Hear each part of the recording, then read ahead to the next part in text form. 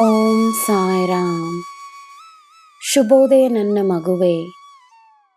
ನಿನ್ನಲ್ಲಿ ನನ್ನ ಶಕ್ತಿ ಇದೆ, ಮರೆಯಬೇಡ. ನನ್ನನ್ನು ನಿನ್ನ ಆದ್ಯತೆಯಾಗಿ ಮಾಡಿಕೋ. ನಿನ್ನ ಜೀವನವು ನನ್ನ ಆದ್ಯತೆಯಾಗಿದೆ.